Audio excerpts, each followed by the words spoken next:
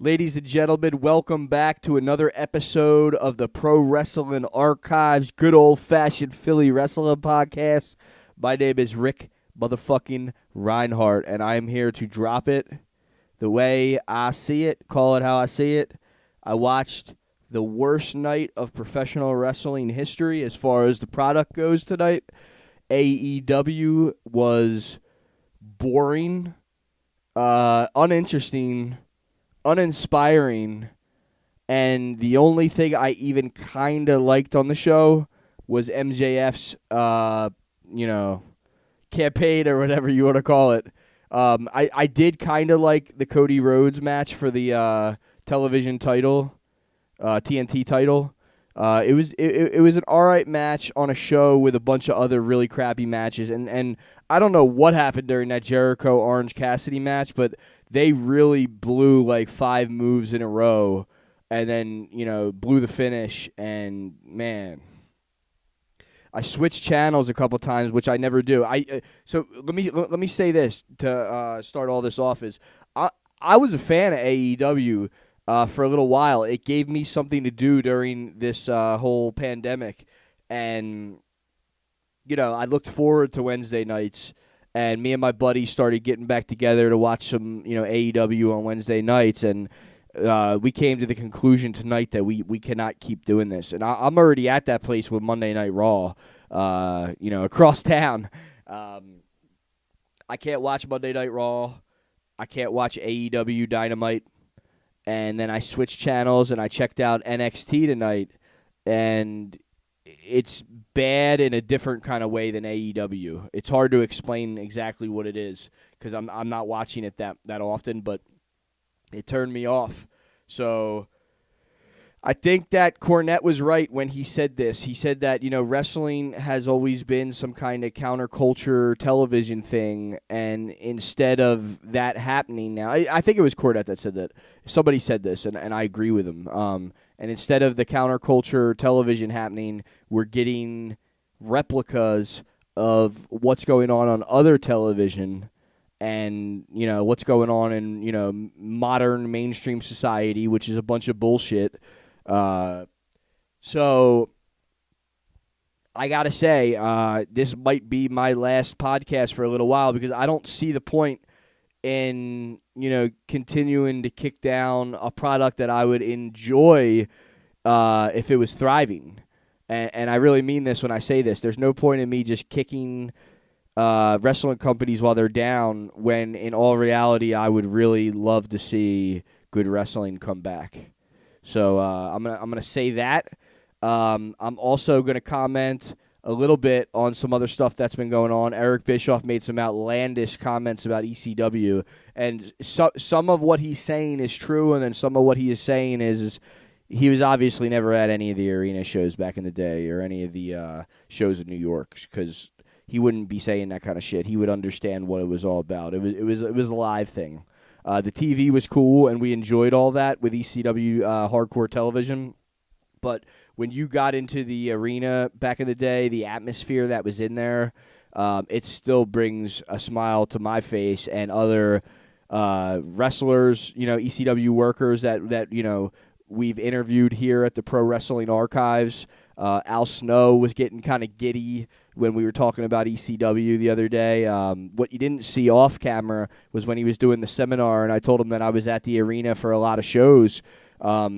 He said that, the fans in the arena were crazier than the workers. And I can attest to that. Being a 13 or 14-year-old kid when I was at the shows that my dad took me to and all my friends, we would go down there and we would just crack up at all the different kinds of characters that were in the crowd. And it was crazy down there. Like, it was crazy down there. Like, there was one night where there was a fight that broke out and they brawled down the bleachers and everybody went nuts. Security was always real tough down there. They were some of the biggest guys, man. But you just never knew what was going to happen. The lights would go off. Sabu would be in the ring, or the Sandman, or Raven, or, Jerry Lawler, or Jim Cornette. I mean, you just never knew what was going to happen. And that was what was so great about ECW. So, Eric Bischoff, no disrespect to you, but if you weren't there, you will not understand it. with some other stuff that's been going on, I got to say that this whole pandemic thing has really kicked in the nuts the revival that was happening, or the bloom that was coming back in 2019 with wrestling. I'm happy to have been a part of that year in general, whether it be wrestling, whether it be all the other stuff that we be doing, like music and being involved in just all kinds of different scenes. I was very happy with 2019.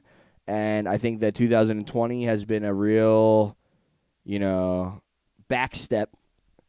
And, I just want to say this, man, because, I haven't really spoke about the pandemic much on here at the Pro Wrestling Archives. But there are people that are dying out there. So, people, if you're out there, please wear the masks. Please practice social distancing.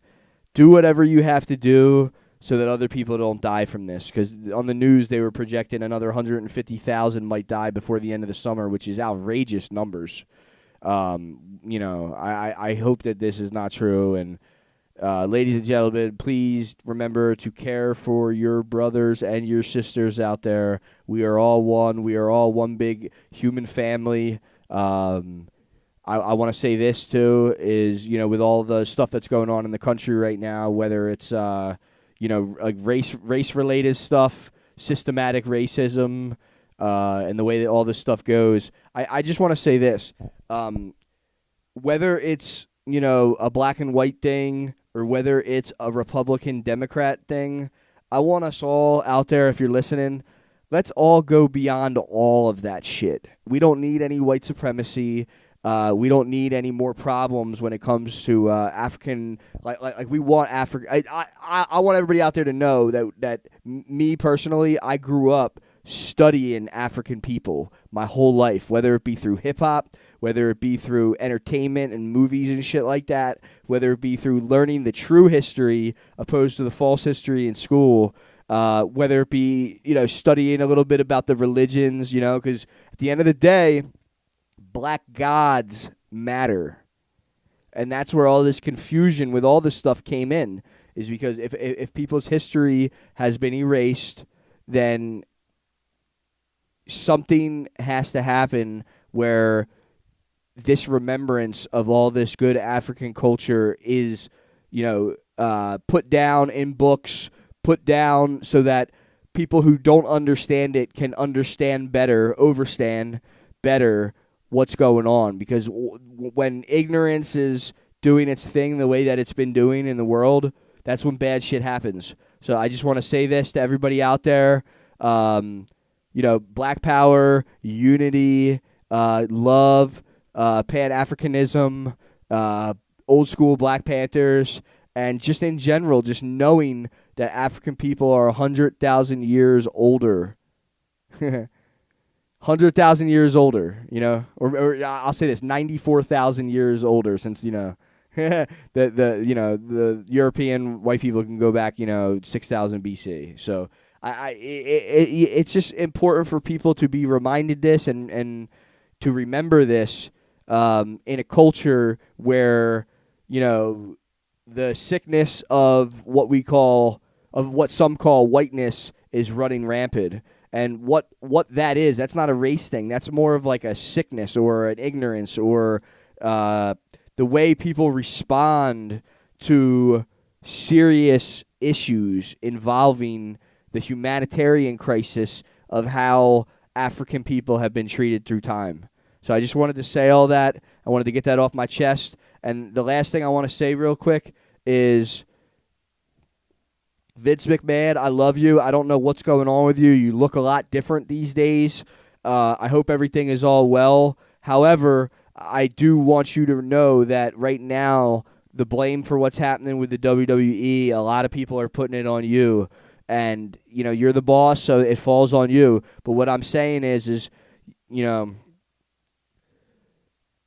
if you're not going to utilize Paul Heyman for creative or booking or things like that, I would love to see Paul Heyman come back and, do some shit down at the arena in Philly again, because I can't get down with what's been going on. And look, if it's the end of the road, if it's the end of time, whatever this may be here in America, I don't know what this is. But, I know that I'm going to remember the good times that the WWF and the WWE has given us. It's for me, it's all WWF.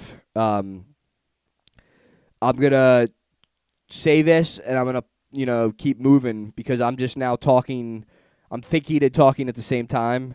But I had a conversation today with my friend Shopa, and we were talking about, the end of, the 90s with pro wrestling and how, Vince bought WCW and ECW.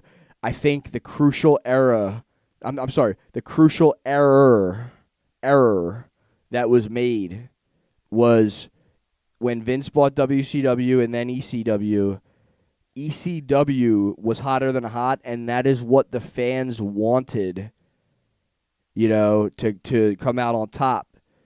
It's the underdog. It's the for the people thing. All those things is what could have and probably should have happened when Vince bought WCW and ECW. If ECW would have won and WCW would have lost, that would have been a very, very happy ending. Like if Vince would have been able to keep ECW going in its own lane, utilizing that as a developmental territory, similar to what he was doing with Al Snow back in the day, that could have been a really, really cool thing for wrestling fans. And that's what this is all about. It's all about the wrestling fans. Instead, the wrestling fans turned off the channel, left, did their own thing with all the energy that the WWE had left behind for those people to do what they do with. For me, I put it towards music. And I had a run for about 18, 19 years. So Vince, if you're short on energy, I want you to look up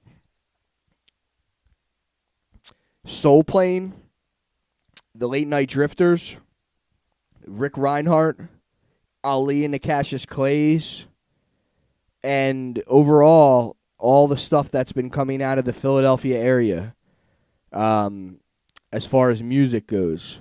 If you want some energy back, we've done the best we can with it, and I hope that it suits you well to check it out. Much love. This is Rick Reinhardt from the Pro Wrestling Archives, good old-fashioned Philly Wrestling Podcast, saying we love wrestling in Philadelphia.